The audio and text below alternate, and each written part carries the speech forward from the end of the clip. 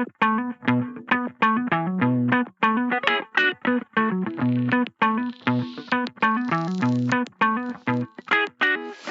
and welcome to the Over 50 Health and Wellness Podcast. I'm your host, Kevin English, founder of The Silver Edge. Our mission at The Silver Edge is to inspire men and women in their 50s, 60s, 70s, and beyond to live their strongest, healthiest, most fulfilling lives. In this podcast, we share stories of amazing individuals who are doing just that, to help motivate you to become the healthiest version of yourself, regardless of your age. And now, on to today's podcast.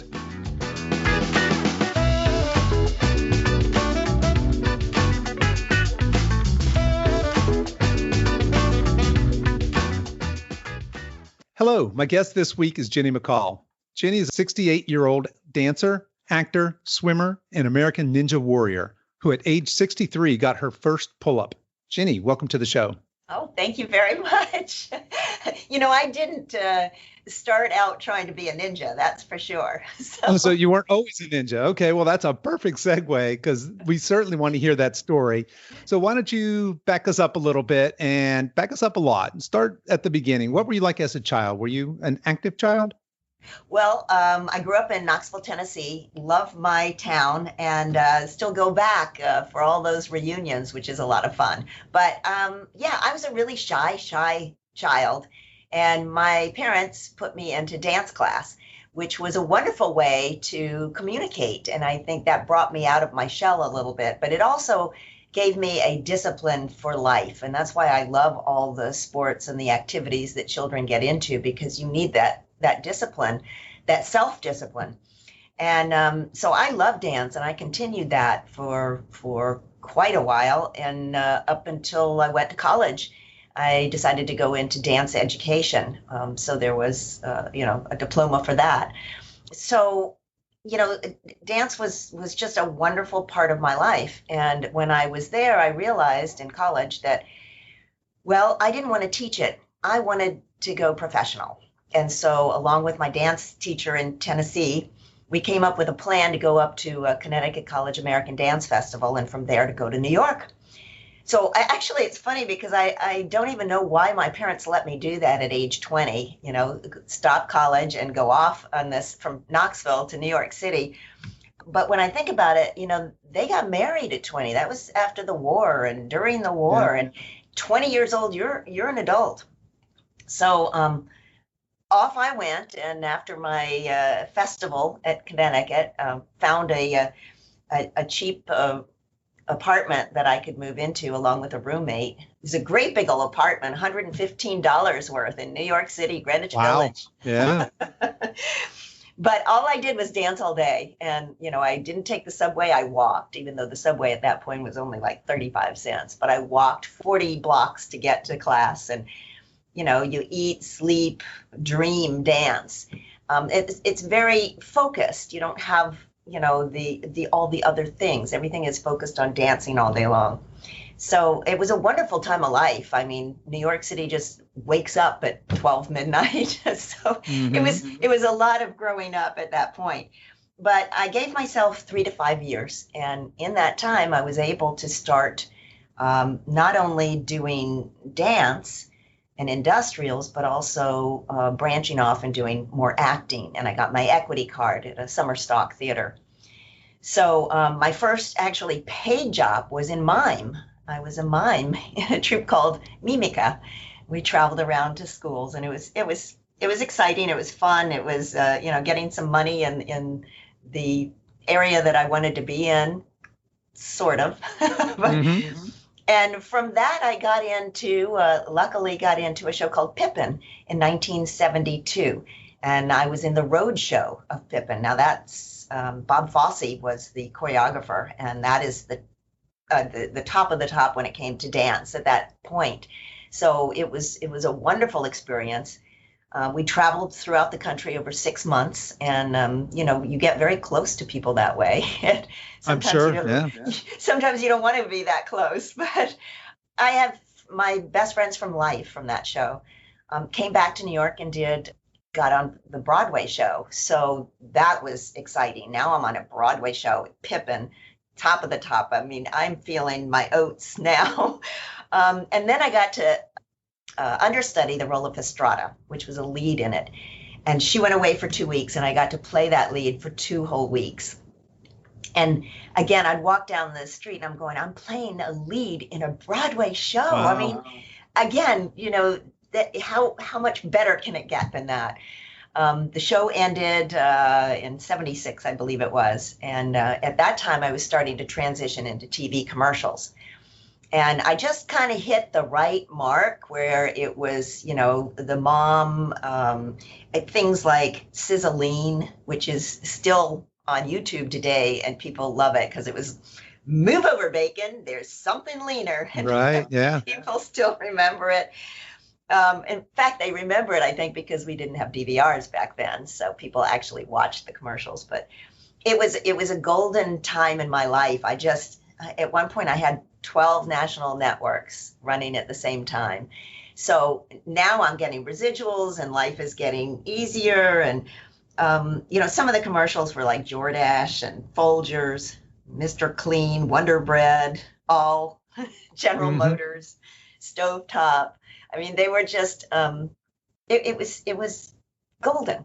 Met my husband. He was a director on one of the shows, one of the commercials, and had 2 kids, Jesse and Darren. And life was beautiful until it all came tumbling down. I was starting to get less and less work the older I got. They were sending me on, things like Gas X and hemorrhoids and all these different, and you age in the business, and the amount of work was going down. So that was getting difficult. And then my divorce happened, which was just heartbreaking at the time, and still is when you think about all the changes that you go through. I couldn't live in New York City anymore. I was not auditioning as much. It was too hard to do that with 2 kids. So I moved to a country house that we had on a lake in the Poconos. And it was very, very remote. It was on a lake. It was beautiful. But I found out real soon why people didn't live there all year round, because it was difficult. So the kids and I were there. It was easier for them to go to school. It wasn't private school. So, and then there I am with no work and nothing coming in. And so here I got the kids in school, and I just went, I've got to get a job, a real job for the first time in my life. How am I going to do this?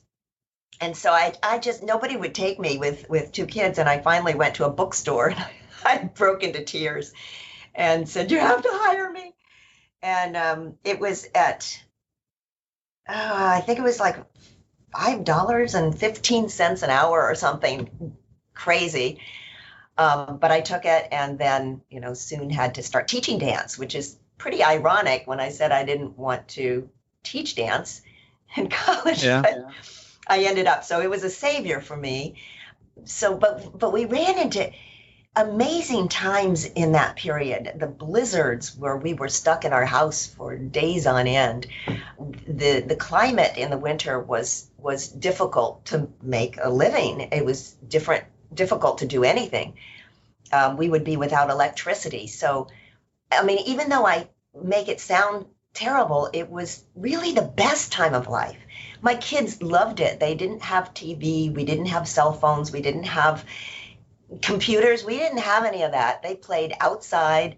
They made, teepees in the woods. They, had lots of fun on the lake, of course, and lots of swimming. But they just, I think they thrived in that environment, and they had to help out. I mean, when things were difficult, they had to pitch in. Without power, Jesse's job was keeping the fire going. And they knew how to do this carefully. They had been taught. And Darren's job was to bring the pail of water into the house to fill the bathtub up. And at one point, we were stuck in that house for a week before anything, before we got power back. And wow. The roofs were starting to fall in. And so we had to get up on it wasn't a peaked roof. It was a roof over, it was sort of flattish, but it was over a screened-in porch. So we had to get out on that porch roof, the 3 of us, and start shoveling the snow off it. So they had to be there. They had to learn what do we do in this case? It sort of fits in with all the obstacles. It's like, well, if we have to make this work, how are we going to do it? What's the best way to get on the roof safely and to get the snow off? Because we don't want the roof falling in. Like one example was we had a bat in the house, and I'm like, okay, get the kids in the bedroom, put a towel underneath the door, and I've got 2 badminton rackets, and I'm like, Right. swatting and swatting and swatting at them and screaming bloody murder, and I'm going, it's not working. I am not getting anything accomplished. So I had to pull myself together because we were not going to sleep with a bat in the house. And I was able to maneuver it out into the kitchen and eventually got it, gave it a little bit of a swat, and that was the end of that bat. Send him on his way, huh? But I can laugh at these things. I guess the other great story I've told is where my son had double ear infections and was miserable. But there was no way anybody could drive up to me with medicine, nor could I drive out. So I arranged to have somebody from the bookstore bring up the medicine to the closest house, and I cross-country skied to that house to get the medicine and back again. So again, these are things that I think have helped me overcome a lot of obstacles. Yeah, clearly some hardships of that kind of a winter in that sort of environment would prepare you for what's coming later in life, I can see. So backing up a little bit, how old were you when you started dancing? You mentioned you took that up as a girl. Or was that really early? Third grade, about third grade, 8 years old. Really early. And Never were you stopped. doing competitive type dancing, or were there competitions then, or what did that look like? No competitions in those days. It was, and I did interpretive dance, or what we call modern dance. Right. So it was again a way of speaking and through movement. So no, it was just no competitions. There was nothing at that time. That really didn't exist then, right? I mean, it's obviously it's a thing now. It's changed so much. It's a lot more acrobatic, I would say, in it. I mean, I would never have been able to pass muster these days when it comes to dance. but everything does evolve and change. Sure. So, I mean, obviously you went on to become basically a dancer, right? And then you moved that into acting. It sounded like you had quite the commercial career going on there. And at the same time, like you said, you were flying high, you were in a Broadway production, you got an opportunity to be the lead in some of that.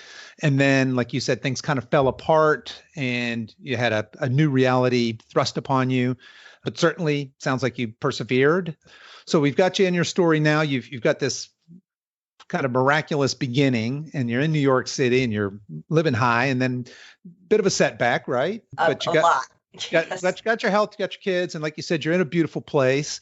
And then from there, what happened? And well, before we go there, about what age is this now when you're in the Poconos? Actually, it's funny. Everything seems to be in a 10-year period. Like I was in my 20s, doing all the commercials and the Broadway things. And in my 30s, I got married, had kids, did commercials. In my 40s, I was in the hinterlands of. Okay, in the hinterlands. Okay, yeah. Yes. It's interesting about that too. I asked my daughter, what was it that she learned from me, from that experience, and she said she learned to be self-sufficient. That it's not that you have to depend on somebody else. You can always work with someone else and have a relationship, but it's good to be able to be self-sufficient because you never know if that person's going to be there or not. And so I thought, well, this is pretty cool. Let me ask my son, what do you got? And he said, don't ever give up. So I thought those are pretty good lessons in life. So I eventually ended up having to do radio. I did sales and I did on air as well. But I had to go for where the money would be, and that was the growth with the sales. And so that's what I ended up doing for 20 years.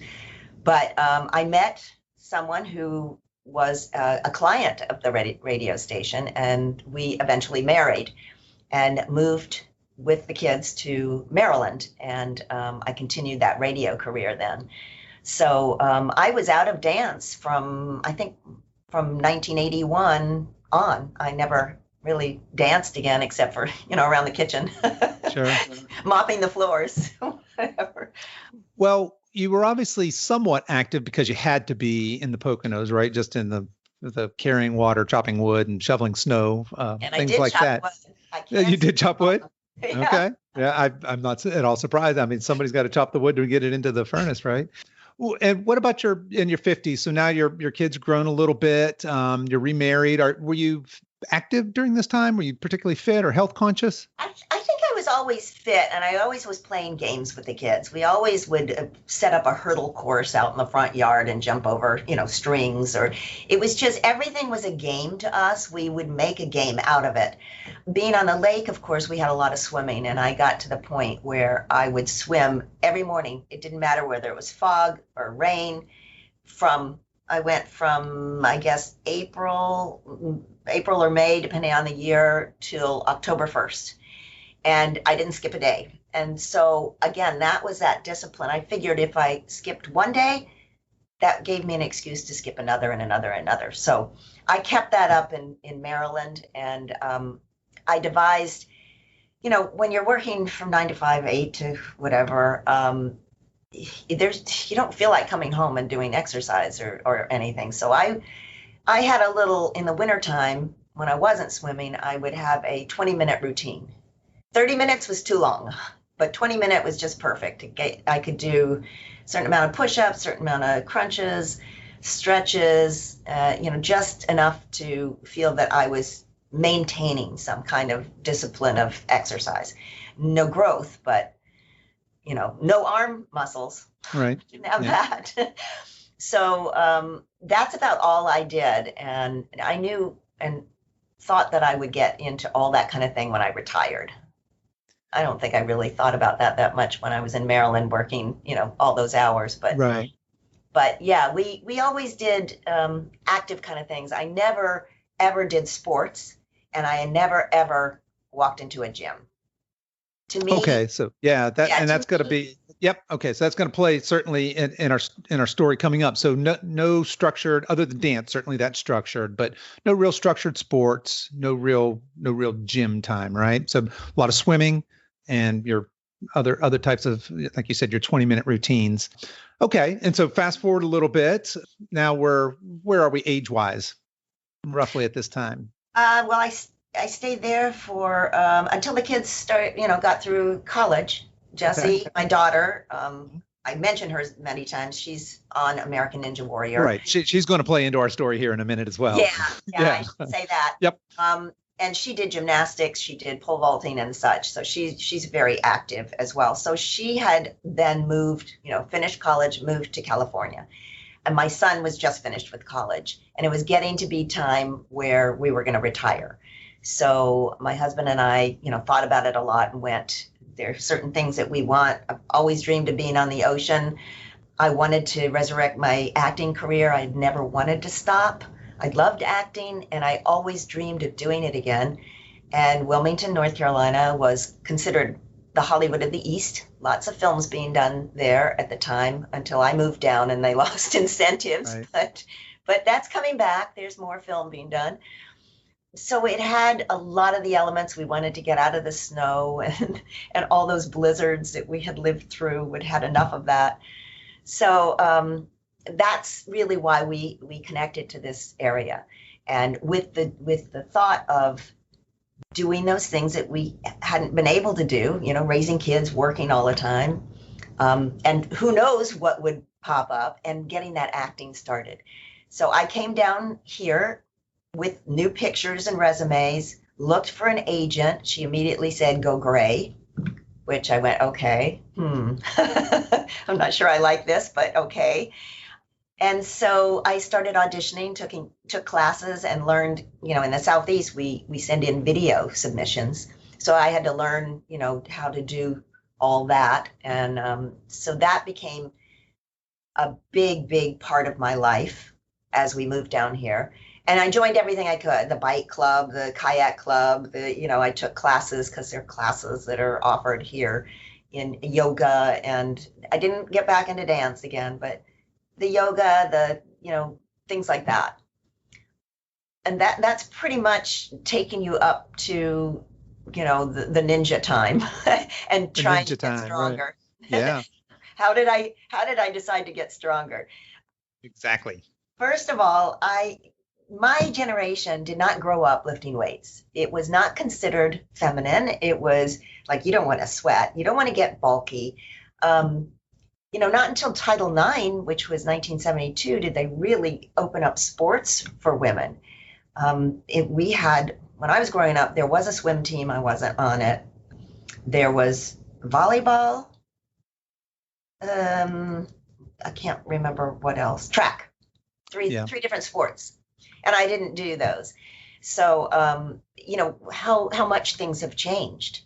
I love the fact that women are so much a part of sports. I can't imagine what I would have done if things had been different. Mm-hmm. So my daughter, of course, was very athletic, and she started out she wanted to be an astronaut, went to Georgia Tech, and I'm like, she's doing all this gymnastics, I don't know. But between her engineering mind that she learned, and then she left Georgia Tech and went to another pole vaulting school, I saw her as, she was doing all these athletics, and yet she changed from aerospace engineering to theater, which was my background. Yeah. Big change. Mm-hmm. You could see how that would make her go those two things into stunts, which is she went to California, did stunts, and is still a stunt actress, which is kind of interesting. And she started doing American Ninja Warrior. She kind of did it as a fluke the first time, but with her background of trapeze and gymnastics, she took all my dance classes, so she has that elegance about her too, or grace. And I saw her up there as I'm cheering her on, and I went, she just looked so beautiful and strong. She had gotten so strong, her muscles, and she looked so healthy.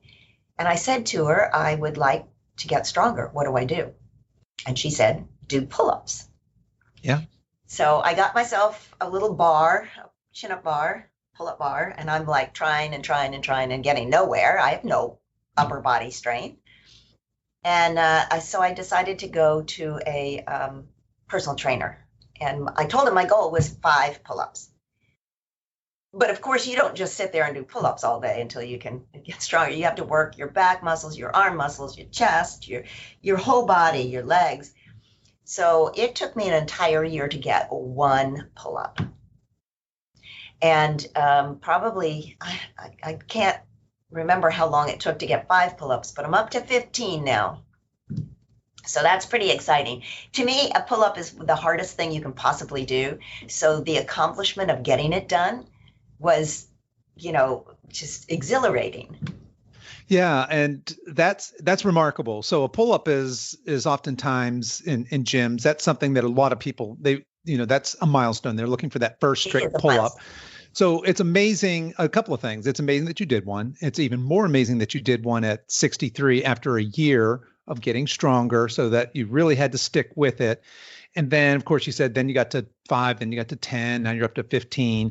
And before we started recording, we were talking about one of your posts where recently in 36 minutes and 30 seconds, you did 100 pull-ups and 300 push-ups. That's a remarkable feat. That's a remarkable distance to travel in a pretty short amount of time. And I think it just goes to show that it's not too late to start in some of these endeavors. And we'll certainly poke at that a little bit more. But I just wanted to take a minute and let folks kind of know where you've gone from going from 1 pull-up in a year to 5 to 10 to 15. Okay, so your daughter's an American Ninja Warrior, and she's kind of she's lit that spark for you to get strong in your 60s. So here you are now. You've been to a personal trainer. You're knocking out some pull-ups, and obviously your strength has increased overall. Kind of take up the story from there. Well, it took 7 months actually to see tone and strength and confidence starting to happen. But a lot of people, they'll stop their going to a gym after 6 months. And I keep thinking, if you could keep that up and know the changes and the health benefits that you will gain from that. But a lot of times, people feel if they don't see the results right away, then they just, lose the interest.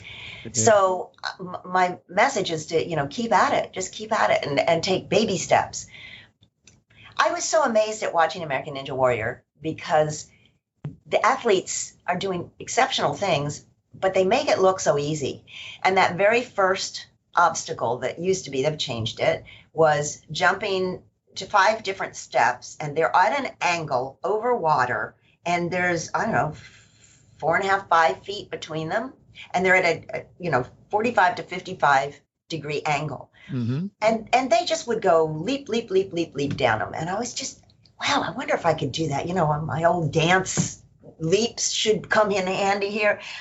So it so happened that there was another fellow on Oak Island, Chuck, who had built some of the obstacles in his yard because there was nothing close to here.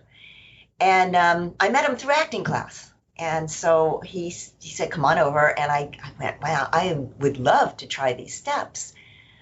I would just love to try to see what that's like. And he had built the steps and the angles. And so what we had to do, though, I put my foot on one and I went, I'll break my ankle if I do this. This is crazy. It's crazy. It's not as easy as people think it looks. And but we brought the steps in closer and not as angled and took baby steps. That's what I always say about everything I do, especially when you're older, is you want to do it little by little. And it took me a while. And then, of course, we put them further apart and then raised the angle and then made them go up so that they are ascending. I got that and I sent a video to my daughter. I think it lit the spark of, hey, mother-daughter, American Ninja Warrior. So season 8, they did a special on Jessie and I working out. I came out to California to see her compete and on American Ninja Warrior. And they did this it was a beautiful sequence of us, running up the steps of the bleachers, singing and hanging and doing my first pull-up, which was only one at the time. Mm-hmm. So they started, you should do this. You should do this. And I'm like, I don't know. That's crazy. But I spent more time at Chuck's and got a little bit better, especially having training partners. Because if somebody would come over and you'd do it with them, you'd see how they do it. And then you'd go, wow, they did it. I should be able to do that. Let me try it with the swing, which will help me move to the next thing. So little by little, I was gaining more confidence on the obstacles that we had. And so I went, well, what the heck, I'll send in a video. I don't know if they're going to call me or not, but I'll go ahead. They see about 70,000 different videos of people. Yeah. Wow. And they I had no idea. All. Yeah. Yeah. They look at them all. It's a 3-minute video you send in and you have to show, personality, because it is a TV show. You have to show skills. So I got the call and then I went, oh my gosh, now what? And Jessie says, well, you have to start going to some competitions. So I went, oh dear. So I went to my first competition before American Ninja Warrior at a place in Atlanta, a Ninja Quest. And I was scared to death. And people seemed to look at me like, you're going to come compete? And I was just a nervous wreck.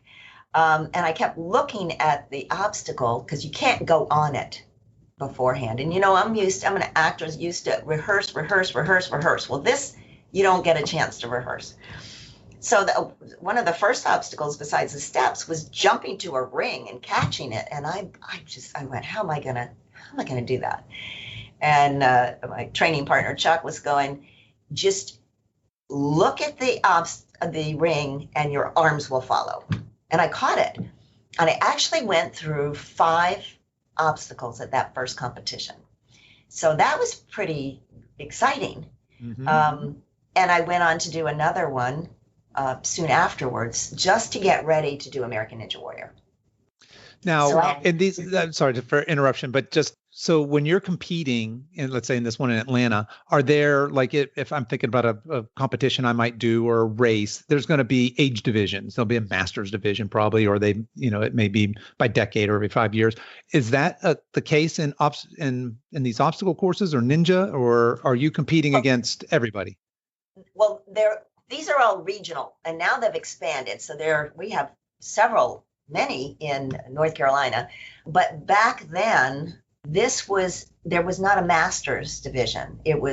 Which is 40 plus. Everybody was in the same division. So it's a 20-year-old versus a 65-year-old. Yeah, okay. So it doesn't really matter, because to me, it's me against the obstacle, and it's how I can accomplish it. I'm not really Yeah, you're competing, but you're not. Right. Understood. Yes. Yeah. I understand the age difference. Yeah. And what I found, though, is people were very welcoming. They were like, wow, I can't believe you're doing it, or this is exciting that you are. Or the 40-year-olds would say, gee, I wish my mom and dad would do this with me.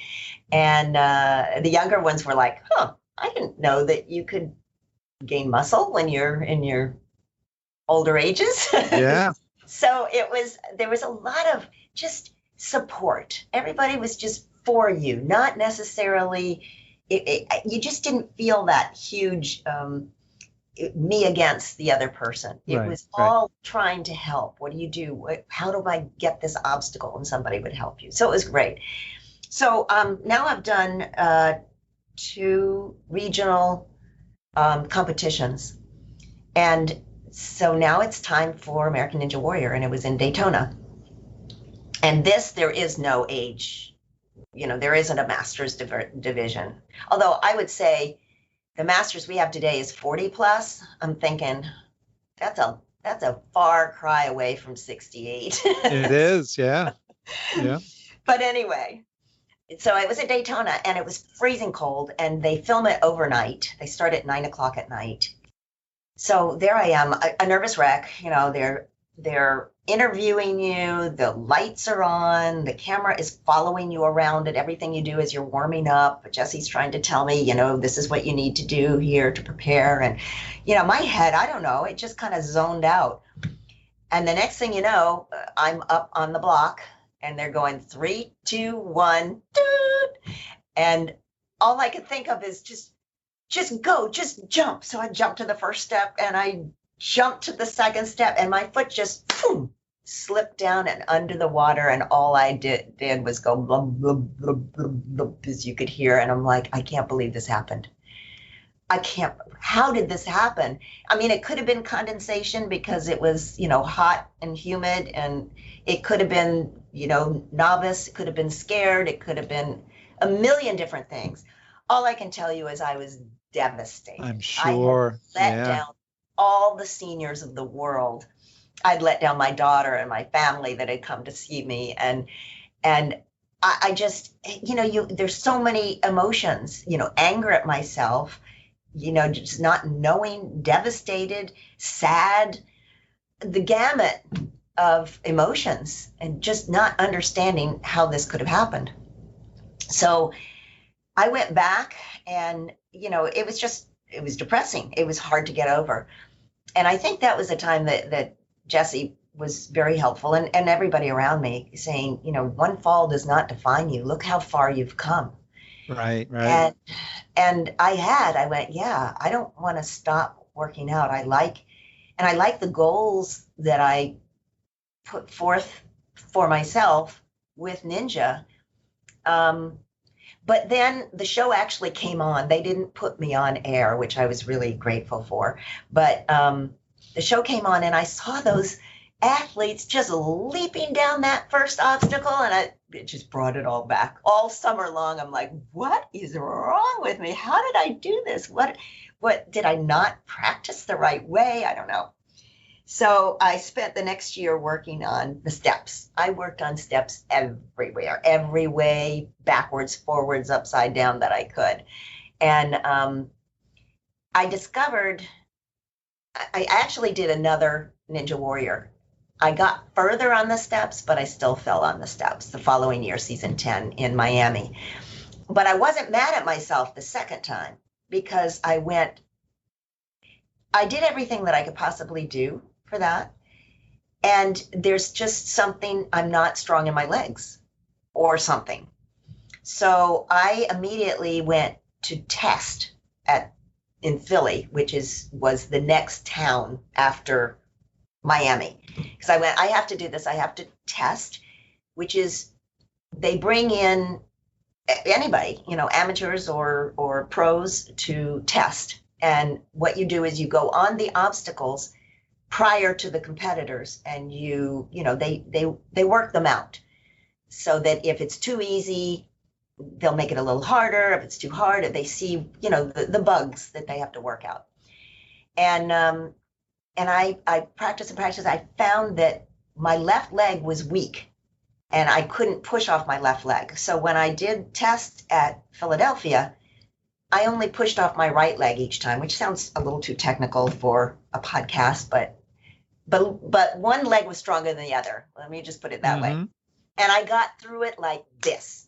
And I grabbed the rope, swung to the platform, and it was the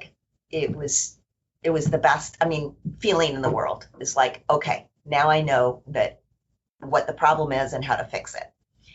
So then the next year I decided I wasn't strong enough to do American Ninja Warrior, but I continued to test.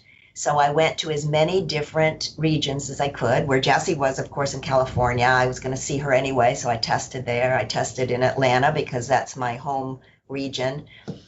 Baltimore wasn't too far away, and I used to live in Maryland, so that my son lives there, so that was perfect too. So I got to a lot of different places, and I have fun doing it. I enjoy the people. They're supportive. They love the fact that I'm up there doing it. And that's half of the fun of it all, is just being around all the other ninjas and their support. So that's my ninja story. I still compete. Well, no, I don't, because of COVID. I haven't competed since March. Yeah. So just a quick side note for anybody listening to this in the future, we're recording this the beginning of September 2020. So when we talk about there aren't any competitions, there really aren't any competitions right now. But hopefully that's going to change soon. Actually, it did. American Ninja Warrior actually did. It's starting next week in September. Okay. They did it, but they did it without an audience. So I will cheer Jessie on, but I will do it like we're doing it right here. Yeah, virtually. Right. Yes. Well, so that's my ninja story. That's quite a story. That's incredible. So it's just such a telling story there that you had that perseverance to work for a year to get a pull-up, right? That you would work for another year to get another 5 or 10 or 15 pull-ups, and that you would have the audacity to look at something like American Ninja Warrior and say, why couldn't I do that? And I guess at the time, not having any such thing as an age division, but why shouldn't I do that? And to train for that, to compete in that, I think that is absolutely fantastic. And what a great way to be an ambassador for healthy aging. So let's talk a little bit about, because I found you on Instagram, even though you're right down the road from me here geographically, and you're doing a lot of what looks like American Ninja Warrior type stuff, right? You're jumping from pole to pole. You're doing a lot of legless rope climbs. Looks like something that you're working on now. Talk to us. What does a week look like for you typically for working out, if you call it that? Well, I continue to do personal training, because that is, I don't know that I have the discipline to make myself get stronger. I have the discipline to maintain, but to know when it is to go to the next step. And I think this is really key when it comes to older or seniors, is because it's so easy, if you're learning to lift weights, to hurt yourself if you're not doing it correctly. If you're looking down, if your knees are going in, if you're, elbows, everything, your posture while you're doing it. So I find that that's key for me. I need that constant reminder of how to do it correctly. And many times I will go, how do you know I can go to the next weight? But what happens? Are you, if I have a heart attack, can you take care of me right here? And so, I've done it long enough that I guess he knows my abilities and when to go to the next. And so I think that helps push me to get stronger. I think many people think you can maintain muscle mass as you age, but they didn't know that you can actually get stronger. And I think that's important for people to know, that you can continue to do that as well.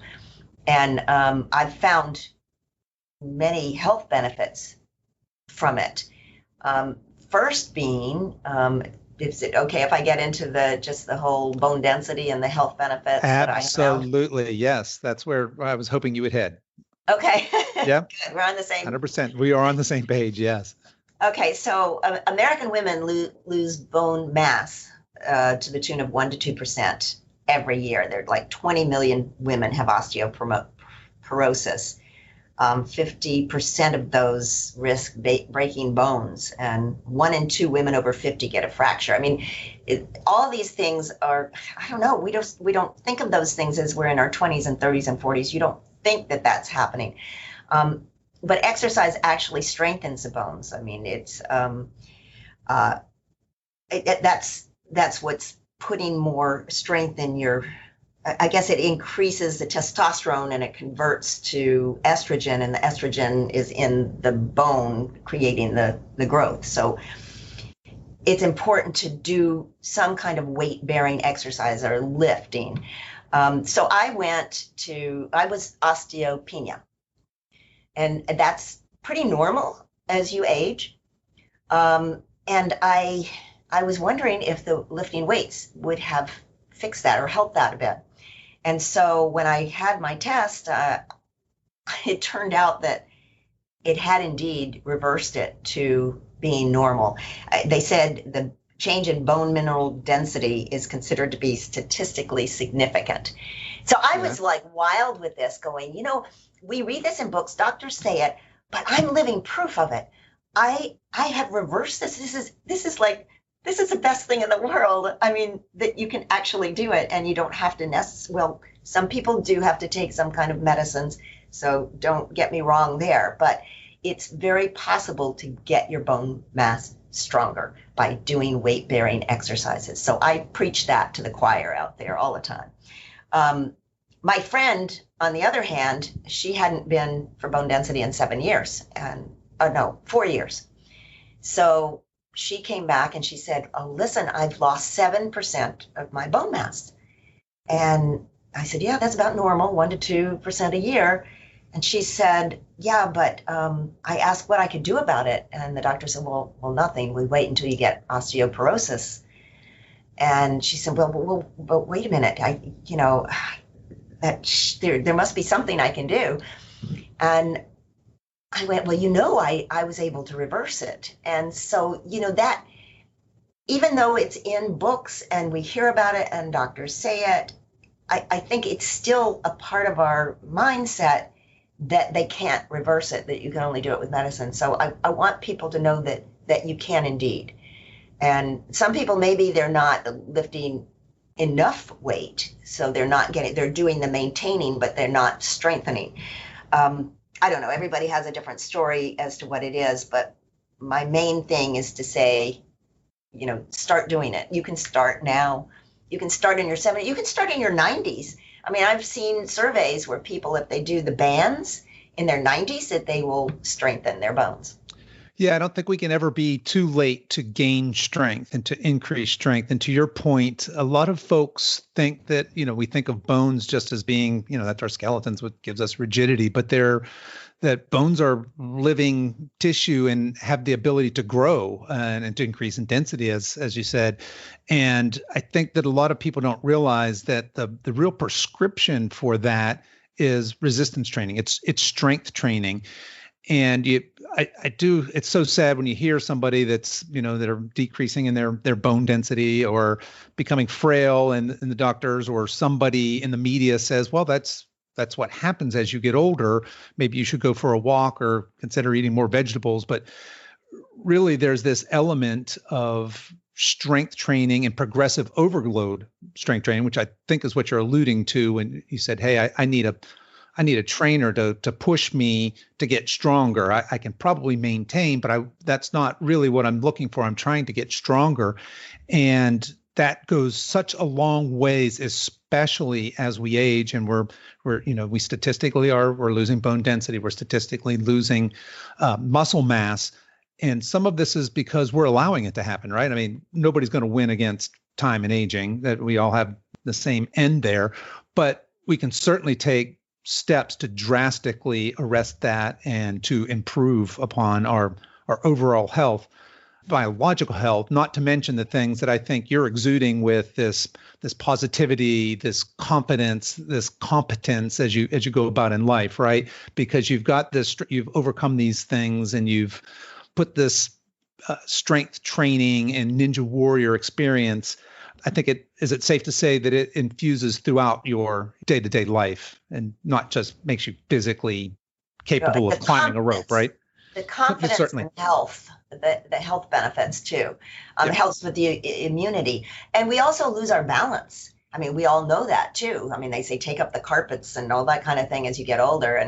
And we know that there's that fear of falling, or is it you're falling because the bones are weak and that makes you fall?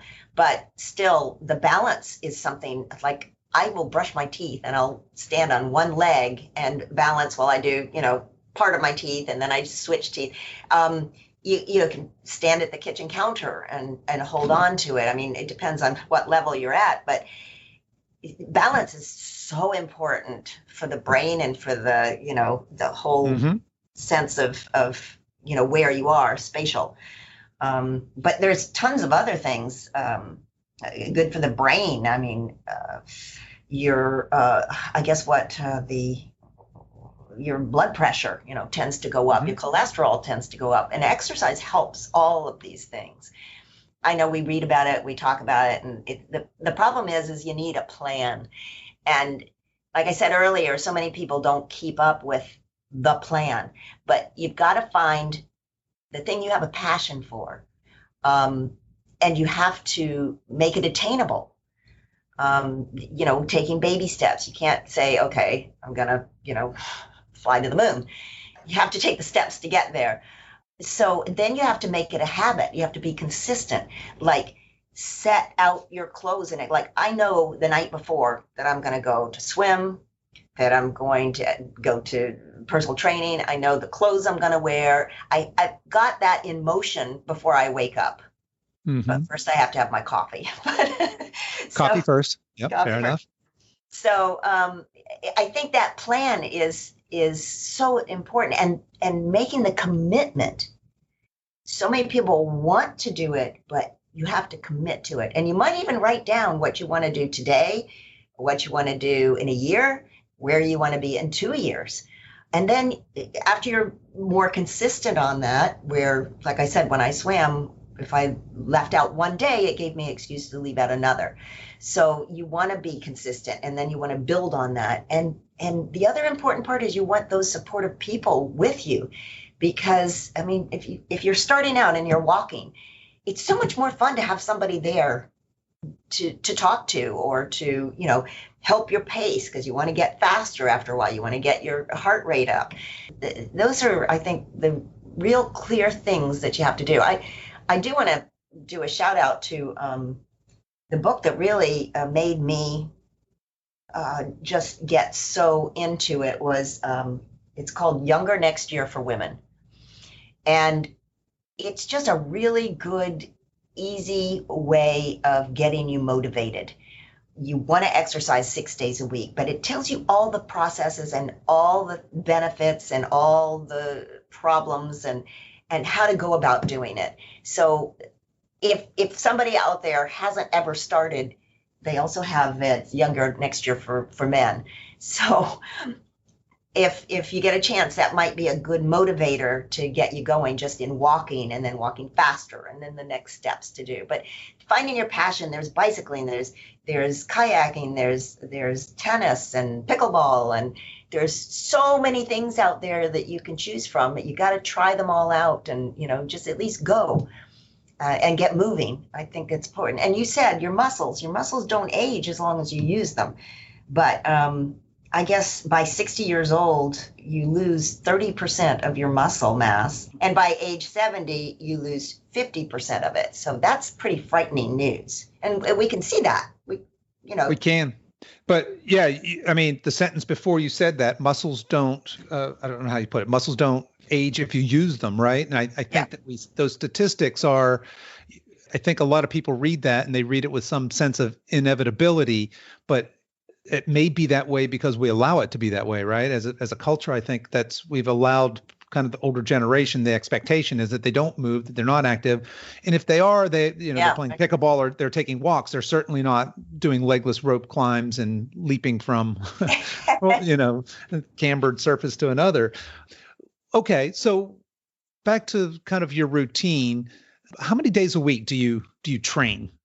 I train now because of the situation that we're in. Right. 3 times a week. 3 times a week. Okay. It was just twice a week, but now that I don't have a lot of other things going on, I changed it to 3 times a week. I also swim 3 times a week. I began swimming and learning with a coach when I moved down here. So now, before I just did it recreational. I just did the old kind of breaststroke where you don't even get your hair wet. Now I've learned how to do the butterfly, the back, the breast, the proper ways, the flip turn. So now I compete. So I like to keep that up. I'm getting ready for states. It's also in September, but we're doing it virtually, so it'll be a little different. But I want to go to nationals next year. So I do the swimming. And then 2 days a week, I work on obstacles over at Chuck's house. Okay. And so that brings me to my next point. At our age, or really as we age, certainly being active is critical, right? And increasing strength specifically. What do you do for recovery? Because certainly that's more important for us than it would be for somebody in their 20s, right? They might be able to go hard 6-7 days a week and they're going to recover just fine. But what do you do for self-care and recovery? I don't work the same muscle group 2 days in a row. So you need to do like push muscles one day and then you rest from that. Pull muscles and leg muscles. So you push, pull, and leg days. So we try to vary the muscle groups that you're using. So it tears your muscle down just a little bit as you're gaining that muscle, and so you need to let it rest and grow. So that's important. And I do have usually a day of rest, which is the day I take acting classes. So I try to do 6 days a week of some kind of exercise. I think if you're starting out, you want to aim for 3 aerobic workouts a week and 2 to 3 weightlifting or some kind of lifting. But that's kind of my routine. It's just grown. I mean, again, it's different because of the time period that we're in right now as to how much time I spend doing that. And it's a pretty rigorous schedule, but you've got some obstacle work in there. You've got your strength and conditioning piece in there. You got your swimming, and the swimming is very aerobic, by the way. And I'm sure, especially at the level you're talking about. If you're looking to go to compete here regionally in the nationals potentially next year, so that's not just. That is done by seniors. So right. That's fair enough. I get the age group when it comes to the swimming, but I went to nationals last year and it's all for 50 and above. And it was in Albuquerque and I did it for swimming, but they were all types of sports and athletic events. There were over 13,000 people there, over 50 that were competing. Fantastic. So it was incredibly inspiring to see, but there were 2 particular things that I took away from that. One of them was Miss Julia Hurricane Hawkins at 103 did running, and she started running, walking at age 100. Wow. Yeah. Amazing. Yep. There was a swimmer who was age 100 who did the 200 freestyle, and I think 2 other events as well. But there are people in their 80s and 90s that were diving off the block, that were doing flip turns, they're out there moving, and I was just so blown away by that. I thought it was fantastic. We have. In my mom's generation, my mom and dad, neither one of them exercised a bit, nothing. To now, 13,000 people coming into a town to compete in the senior. All over 50. Yeah, that's fantastic. Yeah, I think we've come a long way. Now we just got to get everybody else up and going too. Yeah, that's good message. I love it. The problem is that I think people grow old and die because they see others grow old and die. And we have to know that you're never too old and to always be learning new things, because the decisions we make right now are going to determine how we age. So it's so important to keep moving, and at whatever level you are, take baby steps. Don't, get guidance. Have somebody who knows what they're doing, depending on what you're doing. Well, that's interesting. You say, I've not heard it put quite that way, but I think I've heard that same concept that people grow old and die because they see people grow old and die, I think is kind of how you put it.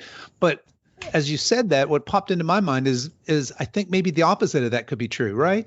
People could look at somebody like you and use you as a motivation to get started doing something and say, oh, wait, so I didn't realize that there were other options for me.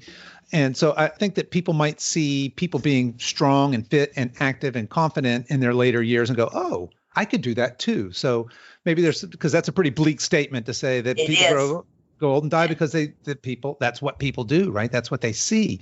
And there's not, in my opinion, there's not enough examples out there of this really healthy, strong aging lifestyle.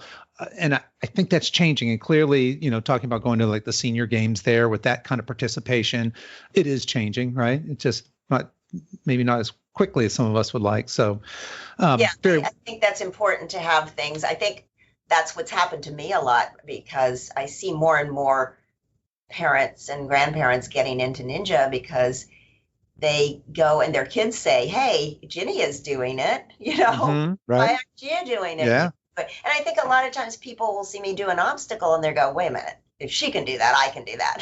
So, and they might be surprised. They might be surprised. Yeah, I suspect you worked pretty hard at making that look easy. Okay.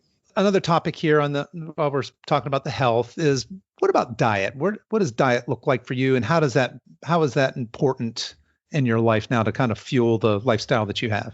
I have made so many mistakes when it comes to diet. Like, I was getting too much protein because that's what I felt that you needed. I've gone the gamut, but here's what I've done. And it's because I have heart disease in my family. My brother is now he'll be going to the hospital soon because he has blockages in both his legs, one totally and one severely, and also to the iliac. My mom had 11 stents in her body. I don't know how much is hereditary. I don't know. But my carotid is almost, they say 59 to 60% occluded. I didn't realize, that this is kind of a silent killer, that it's something that happens as you age, getting plaque in your arteries. I think 85% of people have some kind of blockage, but we don't know about it. We don't test for it necessarily until you have a problem.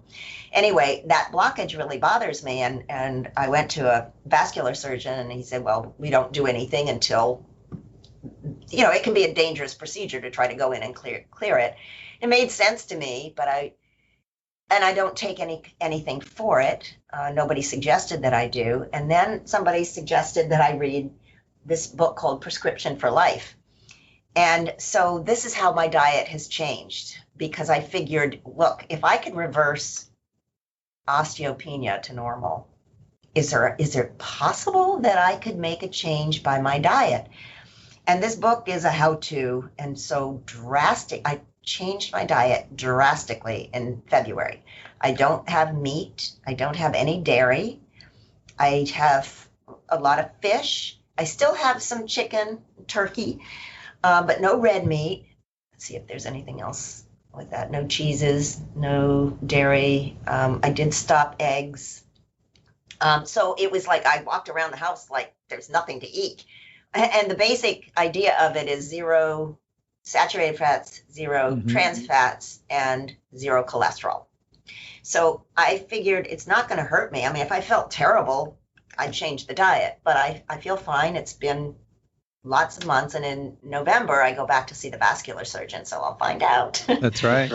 But I figured, what have I got to lose? There are tons of vegetarians out there. There are people that have, don't have any meat at all. So I kind of, I don't know. Sometimes I feel that you can't do something halfway. You just have to go all the way into it, and it's uncomfortable at first. You have to get comfortable being uncomfortable. Some people say that. So, I spend more time figuring out how I'm going to eat that way. Restaurants are difficult. I always ask everything to the side, no butter in anything. And so we'll see how that, I mean, I've got tons of energy. I don't feel it's changed anything. I, feel healthy. So we'll see. Yeah, no, that's a great experiment. Yeah. I don't know if it's right for everybody, but Yeah. why can't I fix it? I wish I'd come upon it earlier. And that's the message for everything. If you have those, well, certainly for seniors, it's never too late. You're never too old to get started on something that's going to help your health. But if we had this knowledge when we're 20 and 30 and 40 and we're all evolving as time goes on and we find out more about diet, but those mainstay exercise things and some simple things, no sodas. Oh, and the killer was stopping ice cream. Oh, God. Yeah. Oh, that's right. That does fall in the dairy. Although now I understand there's dairy free, maybe not the same, but yeah, but it has so much saturated fat in it. Oh, it does. Yeah. It's just because it's dairy free doesn't mean it's healthy by any means. There's a long list of ingredients on there that probably don't add up to healthy eating. Yeah. Right. Yeah. So I just kind of change it to, instead of chips and stuff, I try to have fruit. I love cherries. I'll have more fruit kind of snacks, and that seems to do. Peanut butter I use. I'm not sure that's the best thing to do, but I do use that. So I'll take a tablespoon of peanut butter before a competition or before a swim meet. Yeah. Okay. Well, as we're wrapping up here, what would you say to somebody that hears this interview or finds you on Instagram and thinks, wow, I just had no idea that was possible? And maybe they're not, maybe they've tried working out in different ways and just nothing's really stuck, but they think that looks fun. I would like to be outdoors. I'd like to try some of these obstacles. What would you say to somebody in their 50s or 60s that wanted to get started doing ninja type things, just some kind of obstacles, et cetera? How would you counsel that person to get started? I would probably say balance. Balance is the first thing to work on, and it's really benefit for you as well. I mean, there's simple things. I take a PVC pipe and I stand on it and I move forward. Simple jumps. Those the fireman ladder, I think it is. You lay on the ground and you work on agility. Agility drills, yeah. Yeah, I have is it Basu ball? A Basu ball, the half ball. Yeah, the bosun ball or whatever that is. Yeah. Yeah, I stand on that and, stand on one leg or go to gyms. Plenty of gyms have some kind of balance things to work on.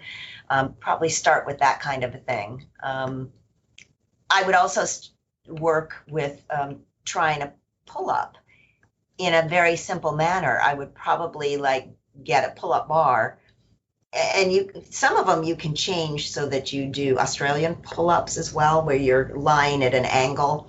So when you pull the bar down, but you can just learn to hang, which is good as well. So you want to start with just trying to hang and hold up your body weight, and maybe just a little bit pull, just get the feeling of pulling.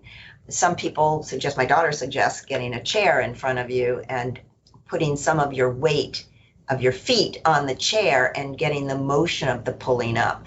I think that's a great one for, your sense of gaining something really, really good. Yeah.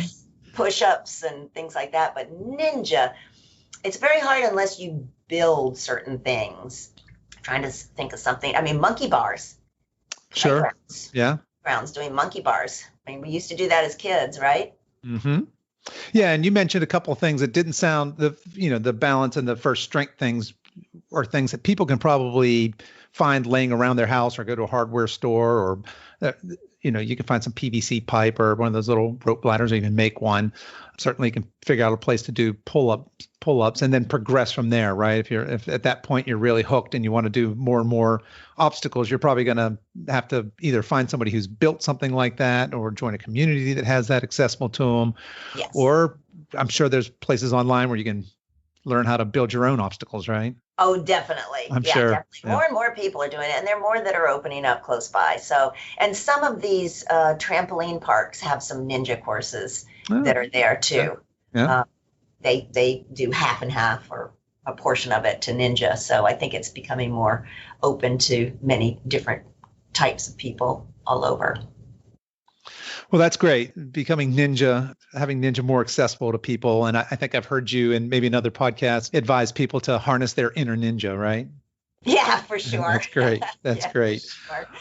So you've had quite a life leading up to now. I know you've settled here in North Carolina. You're still very physically active. I think you're still doing your acting, right? You were just Well, I in haven't the told you anything Palms. about acting. Yeah, Oh I mean, you were in the God. Palms movie. We didn't cover that. I mean, we might have to gloss over some of that a little bit. But yeah, tell us a little bit, because what I'm getting at is I want to ask you what's next.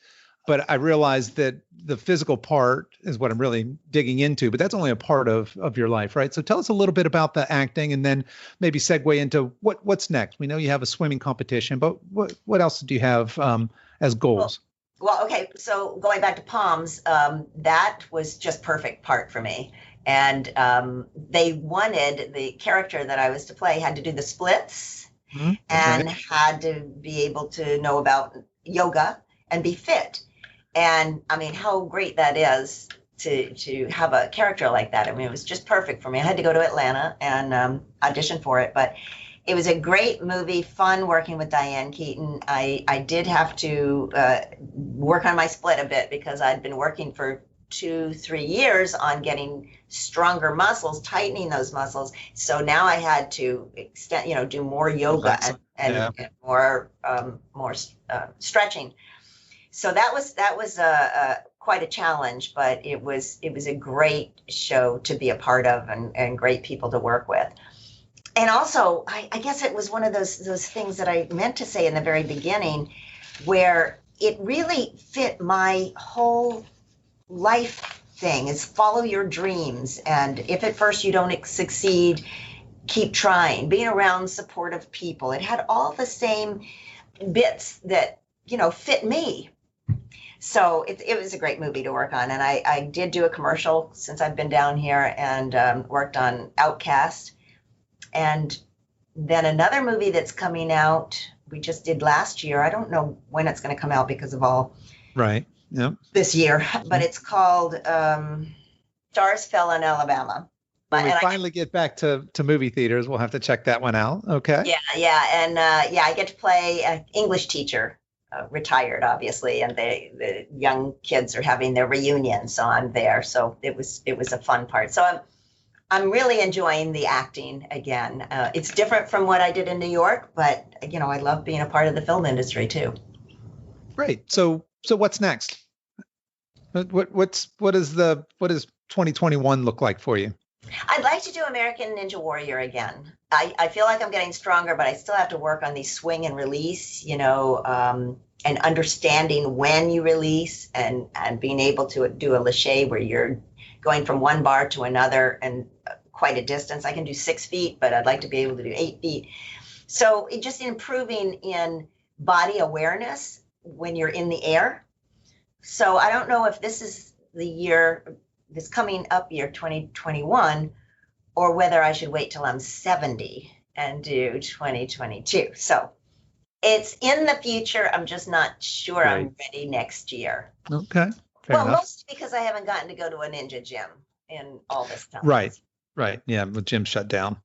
So I would like to learn. I'm working on juggling. It's not going so well.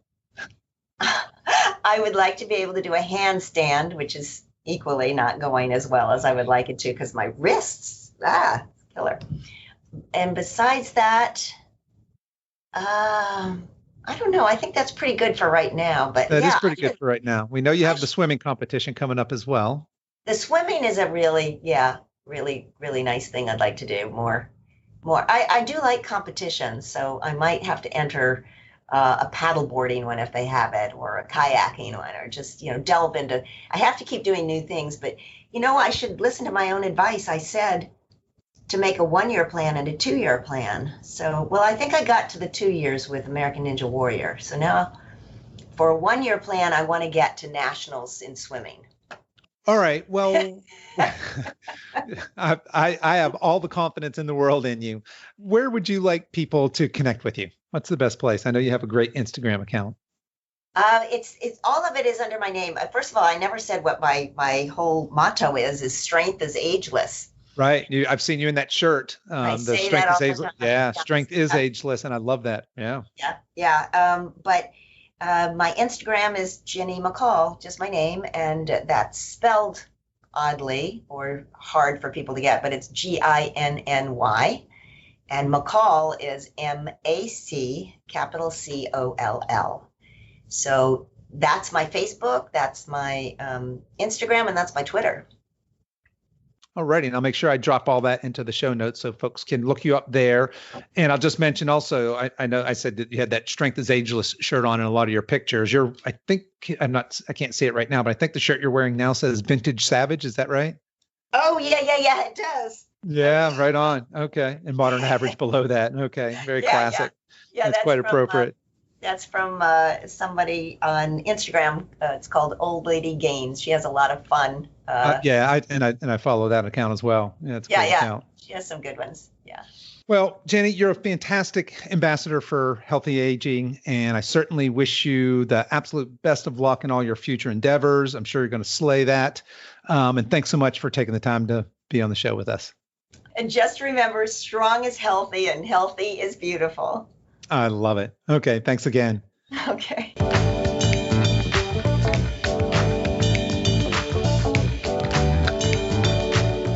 Well, that's our show for today, folks. If you enjoyed today's episode, please tell your friends and please consider subscribing and giving us a 5-star review. All the show notes and much more are available at our website at silver-edge.com. That's silver-edge.com. So until next time, stay strong.